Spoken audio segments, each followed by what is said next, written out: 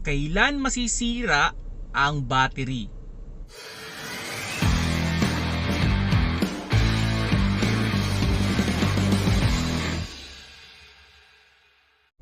Hello mga paps, I'm Kuya Shane at yon meron na namang nag-comment at ang question niya ay kung kailan daw ba masisira yung bago niyang battery. Well, kabago-bago pa lang pero pinag-iisipan na o pinaghahandaan na kung kailan ba masisira yung battery. Well, good yan at least nagkakaroon ka na ng idea kung kailan ba possible na masira o kailangan nyo ng palitan yung battery Well, in a normal use or private use, normally ang battery, yung pinaka-safe yung possible na walang magiging issue yan is within 2 years or 40,000 kilometers. Yan.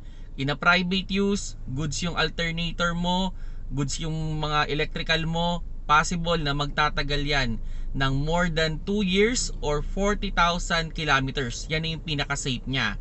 Now, after the 2 years, or sabihin natin after the warranty, doon na posibleng hindi na ganon ka-reliable yung inyong battery. So, ano ang suggestion ko sa inyo? After the warranty, pwede nyo dalhin yan dun sa battery shop na pinagbilhan ninyo, then ipatest ninyo. Then if possible, dahil wala namang mabuboid na warranty dahil tapos na, pwede nyo rin yan padagdagan ng tubig. Isa yan sa mga way para mas magtagal pa ang isang car battery. Yung hindi siya matuyuan ng battery.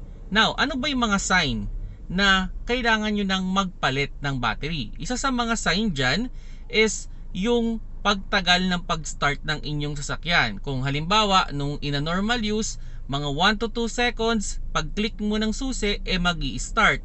Now, pag medyo mas tumatagal doon, like mga 3 to 4 seconds, possible na may problema ka na sa battery. Then, pag ipi-physical check mo yung battery, so normally, di ba, naka-rectangle yan.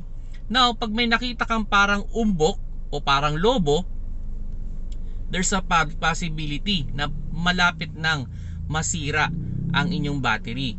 So, yun yung mga yun yung mga idea with regards battery within 40,000 or 2 years doon na posibleng magkaroon ng problema ang inyong battery.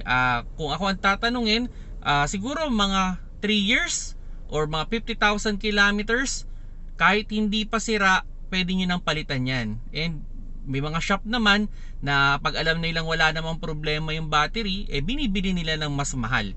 Pwedeng ginagamit nilang service unit yan o binebenta rin nila So yun yung isang idea lang or kung sakali man pwede nyo rin siyang itabi muna. Okay? Kumbaga pwede nyong as a reserve battery din, pwede rin naman yun kung sakali man para kung meron kayong masira man yung battery ninyo, meron kayong nakareserba. Okay? So yun lang naman yung idea with regards car battery sana nagkaroon kayo ng konting idea at you can share this video especially sa mga new car owner na sabihin na natin gusto magka-idea with regards their car Salamat sa panonood, keep safe mga paps.